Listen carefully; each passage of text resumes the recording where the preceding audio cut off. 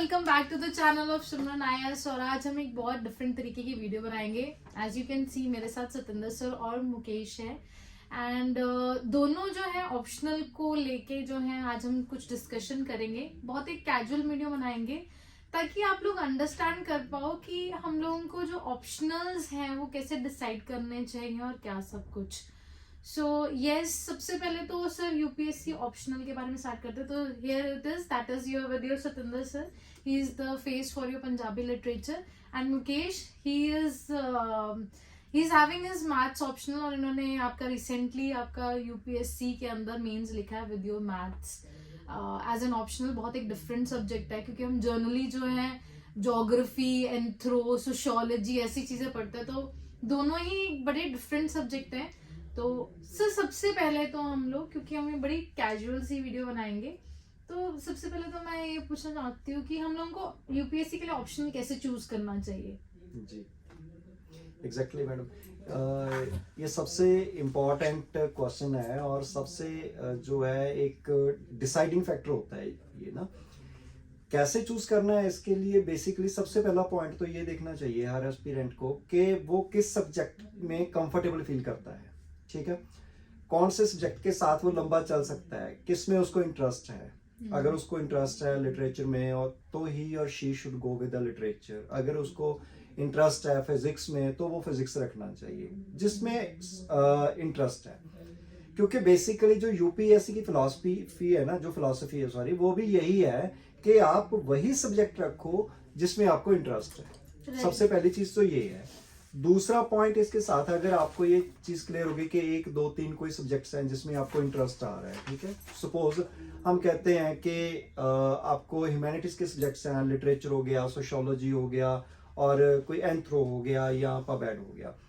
After that आप ये देखो कि किस सब्जेक्ट की कोचिंग गाइडेंस प्रॉपर अवेलेबल है, किस सब्जेक्ट का प्रॉपर स्टडी मटेरियल आपको अवेलेबल है, किस सब्जेक्ट में आपको बढ़िया अच्छी गाइडेंस अवेलेबल है कि जिसमें आपको टीचर जो है आपको जब तक आप इस जर्नी में हो तब तक आपको सपोर्ट कर सकते हैं। कुछ ऐसी फैकल्टी है किस सब्जेक्ट में है तो फिर उस सब्जेक्ट में आप जाओ।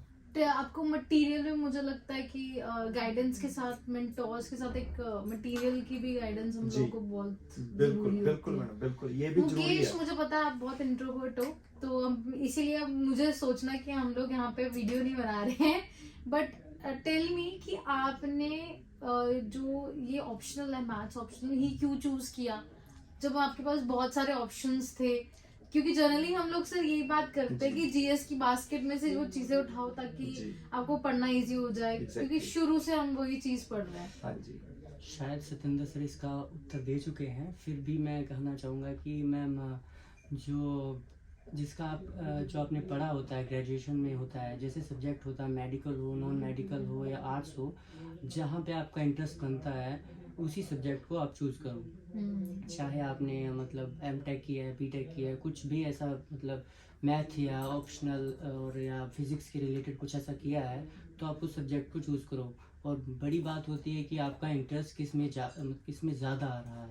आपका क्या बैकग्राउंड है मुकेश? आपने किस चीज में ग्रेजुएशन की है? मैं बीएससी किया आपने, नॉन मेडिकल। हाँ जी मैम। आपने खुद बीएससी नॉन मेडिकल किया, पर अभी आपने बोला फिजिक्स।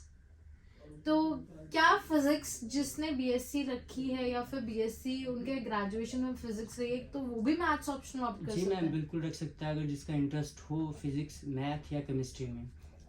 सबसे मतलब इन तीनों में से छोटा सब्जेक्ट जो मान जाता है वो केमिस्ट्री होता है, बिकॉज वो बहुत ज़्यादा लिमिटेड है। और मतलब इसके बजाय जो दोनों फिजिक्स और मैथ है, ये इनके जो मतलब एरिया है वो बहुत बड़ा आ जाता है। क्योंकि गाइस मैंने ये ऑप्शनल को इसीलिए, क्योंकि मेरे पास और भी फैकल्टीज थी तो मैं कर सकती थी, पर मुझे लगता है बहुत सारी कम वीडियोस हैं पंजाबी लिटरेचर और मैथ्स ऑप्शनल पे स्पेसिफिकली बहुत कम वीडियोस हैं। तो मैं चाहती थी कि हम लोग डेफिनेटली गाइस, हम लोगों को जीएस की बास्केट में से तो डेफिनेटली अगर आपको लगता है कि आप किसी सब्जेक्ट में कंफर्टेबल हो, गो फॉर इट। बट अगर आपका इंटरेस्ट बहुत ज़्यादा हावी है, जैसे कि आपको मैथ्स में बहुत ज़्यादा इंटरेस्ट है या पंजाबी आपको लगता है कि इज योर कोर थिंग, तो आप उस चीज को जरूर ऑप्ट करो। सर मेरा क्वेश्चन आपसे नेक्स्ट कि जैसे कि पंजाबी, मुझे भी पंजाबी से थोड़ा बहुत डर लगता है, तो क्या हम लोगों को optional as a Punjabi literature रखना चाहिए? क्योंकि मुझे लगता है मेरी हैंड राइटिंग नहीं है अच्छी, या जी। फिर कई बच्चों को ये लगता है कि मेरी स्पेलिंग एरर्स बहुत होती है। मुझे हैंड राइटिंग से तो नहीं, पर मुझे स्पेलिंग एरर्स से बहुत डर लगता है। जी जी, ये बेसिकली मैडम इसको ना मैं एक एग्जांपल के साथ आपको बताना चाहूँगा कि हमें जो भी डेली इंक्वायरीज आती हैं उसमें से 95% प्लस बच्चे जो है उनका यही कहना होता है कि सर हमें ना पंजाबी छोड़े बहुत टाइम हो गया, पंजाबी में स्पीड नहीं है, स्पेलिंग मिस्टेक्स आते हैं, ठीक है। बेसिकली जो बच्चे बात कर रहे हैं ये वाली, वो बात कर रहे हैं पंजाबी लैंग्वेज की, ठीक है। ये सब्जेक्ट है पंजाबी लिटरेचर। हाँ, क्योंकि बहुत बच्चे ठीक है। कंफ्यूज करते हैं कि हाँ पंजाबी जी, और पंजाबी लिटरेचर दो हाँ जी। अलग अलग चीजें हैं। पहले तो हमें ये जी, समझना जी। चाहिए, राइट। ठीक है। पंजाबी लैंग्वेज क्या है, वो एक भाषा है वो, ठीक है। और जिस बच्चे को सिंपल पंजाबी लिखनी, पढ़नी, समझनी, बोलनी आ रही है ना, ही और she is able to go with the Punjabi literature option, ठीक है। सिंपल पंजाबी, क्योंकि देखो टर्मिनोलॉजी जो है वो हर सब्जेक्ट की कोर टर्मिनोलॉजी होती है, टेक्निकल टर्मिनोलॉजी। वो टर्मिनोलॉजी हम कोर्स के दौरान बच्चों को इतनी, वो कह दो कि इतनी बार रिपीट हो जाती है हमारे कोर्स में कि वो बच्चों की डे टू डे लैंग्वेज में वो वोकैबुलरी आनी शुरू हो जाती है, राइट। तो ऐसा इशू नहीं है पंजाबी में, क्योंकि हमारे पंजाब में ना ये कह सकते हैं कि थोड़ी सी एक वी आर अनलकी कि हमारे पंजाब में, जैसे अभी मैं भी आपसे बात करने के लिए मैं भी हिंदी में बोल रहा हूँ, तो पर्पस हमारा ये है, हाँ पर्पस हमारा ये, क्योंकि सारी भाषाएं एक जैसी सम्मानित है। हमारा पर्पस ये है कि ज्यादा से ज्यादा बच्चों तक ये चीज, ये मैसेज कन्वे हो, ठीक है। और अभी जो हम बात कर रहे थे कि बच्चों को ये ना एक डाउट होता है कि मेरी पंजाबी अच्छी नहीं है। अगर आपको सिंपल पंजाबी लिखनी आती है ना, सिंपल पंजाबी आपको बोलनी पढ़नी आती है, तो आप उसको बेझिझक पंजाबी लिटरेचर ले सकते हो। क्योंकि जहां तक हमारी टेक्नोलॉजी है ना, हम जो पेडागोजी यूज करते हैं उसमें क्या है, हम बच्चों के जो स्पेलिंग मिस्टेक्स होते हैं उस पर भी काम करते हैं हमारी टीम, राइट। और 1-to-1 फीडबैक देते हैं हर बच्चे को। So it doesn't matter guys, आप लोगों की पंजाबी लैंग्वेज जो है अगर आपकी सो भी है, you can opt for it. Gradually जो टीम है, सर की टीम है पंजाबी लिटरेचर फॉर आईएएस, वो बहुत हेल्प करती है स्टूडेंट्स को इस चीज में कैप्चर करने के लिए। वही मुकेश से मेरा अगला क्वेश्चन। मुकेश, सबसे बड़ा एडवांटेज लैंग्वेज ही नहीं है यहाँ पे मैथ्स में, क्योंकि ये सबकी भाषा है, मुझे लगता है 1 2 3 4 5 6। सो आपको क्या लगता है कि फिर भी कुछ एरर्स हो जाते हैं? क्योंकि पंजाबी में फिर भी हमें माफ कर देंगे अगर हमने एक सिहारी और बिहारी का फर्क किया तो भी, बट मैथ्स में अगर एक भी वन अगर मैंने आगे पीछे कर दिया तो सब आंसर गलत हो सकता है। टेक्निकली मैम जो टेक्निकल सब्जेक्ट्स होते हैं उनमें होता है कि प्रैक्टिस मेक मैन परफेक्ट। अगर हम प्रैक्टिस नहीं करेंगे तो कहीं ना कहीं हम लूज़ ही करेंगे उस चीज़ को। और मैथ है तो वैसे मतलब बहुत ही जिसको आता है बहुत आसान हो जाता है, लेकिन अगर हम प्रैक्टिस में नहीं रहेंगे, रेगुलर नहीं रहेंगे तो मैथ्स मुझे लगता है जिसका बहुत बहुत कोर इंटरेस्ट है वही ऑप्ट कर सकता वही है। ऑप्ट कर सकता है। और मुझे लगता है बहुत लोगों को पसंद भी होता है, बट कई बार डरते हैं क्योंकि guidance is a issue with your maths. Ma'am डरने की ज़रूरत नहीं है। इफ़ यू हैव 70 और 75% तो भी आप मैथ ऑप्शन ले सकते हैं। यस, मेरा अगला क्वेश्चन यही था कि हमारे 10th में कितने नंबर होने चाहिए कि हम लोग मैथ्स ऑप्शन को ऑप्ट कर सके, कि 100/100 तो नहीं चाहिए। मैम मेन बात होती है कि आपका इंटरेस्ट किसमें ज़्यादा रहता है। राइट, ये तो सबसे बड़ी बात है। मुझे लगता है कि इंटरेस्ट के साथ आप लोगों को पढ़ने की बहुत मोटिवेशन मिलती है, और दोनों को काउंटर पार्ट करते हुए डेफिनेटली, क्योंकि ऑप्शनल्स बहुत सारे हैं हम लोगों के। तो सर मेरा एक छोटा सा क्वेश्चन, बिकॉज मेरा जो हम लोगों का जो सफेयर है, I want to address each one of them. तो कई लोगों का हिंदी लिटरेचर में भी इंटरेस्ट होता है, इंग्लिश लिटरेचर में भी इंटरेस्ट होता है, तो थोड़ा सा आप उनके बारे में बताओ कि लिटरेचर सब्जेक्ट्स ओवरऑल कैसे माने गए हैं यूपीएससी में। जी, लिटरेचर सब्जेक्ट के लिए ना एक वर्ड यूज किया जाता है मैम यूपीएससी में, एवरग्रीन। राइट, एवरग्रीन सब्जेक्ट्स हैं ये, राइट। और एक और चीज है, दो चीजें हैं। एक तो ये है कि सक्सेस है ना, कि हमने तो कामयाब होना है, हमने तो IAS या जो भी है आपकी ड्रीम उसमें सर्विस है, वहां तक पहुंचना है अपने रैंक लेके। उसके लिए क्या है कि ये सब्जेक्ट्स आपको हमेशा हेल्पफुल रहे हैं। कोई भी लिटरेचर है, वो चाहे इंग्लिश लिटरेचर है, हिंदी लिटरेचर है, पंजाबी लिटरेचर है, 25 से ज्यादा लिटरेचर्स हैं यूपीएससी में। यस तो वो हमेशा ही रहे, ऐसा कभी भी नहीं हुआ। अगर हम वैसे भी जो जिसको हम खुद ये मानते हैं एज ए फैकल्टी कि ये ना एक मिथ ही है, हम कहते हैं कि जी इस बार इस सब्जेक्ट से नंबर ज्यादा आ गए, इस बार इससे ज्यादा आ गए, ये तो नीचे गिर गया, ऐसा कभी नहीं हुआ है लिटरेचर के साथ। और दूसरी चीज है देखो, कामयाबी भी तभी मिलती है अगर आप दिल से खुश हो और खुश होकर तैयारी कर रहे हो, ठीक है। और ये सब्जेक्ट्स जो है ना, लिटरेचर, जीएस पढ़ने के लिए आपको दिमाग से काम लेना पड़ता है, लिटरेचर पढ़ने के लिए आपको दिल से चलना पड़ता है। तो ये एक बैलेंस बनाता है, जिसको हम एथिक्स में आप पढ़ते हो ना, इमोशनली बैलेंस्ड पर्सन, तो ये वो बैलेंस्ड आपकी पर्सनैलिटी को बैलेंस्ड करता है। मतलब कि सर ये बोला चाहते हैं कि पंजाबी लिटरेचर एथिक्स में बहुत काम आता है। यस आपने वो चीज पकड़ ली है।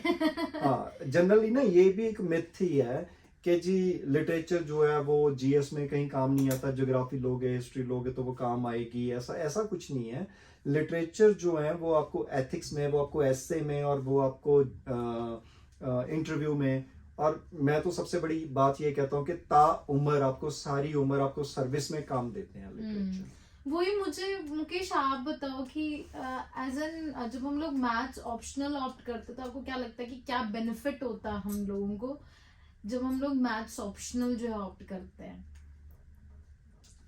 मैम हमें सोचना नहीं पड़ता ज़्यादा कि हम किसी की चीज़ के लिए क्या लिखें और क्या पैटर्न बनाए उसका। अगर हमें आता है तो हम उसे लिख देंगे। Excellent, that's is so nice कि हमें कुछ, मुझे लगता है जरूरत नहीं है, जैसे इंट्रोडक्शन, बॉडी और कंक्लूजन।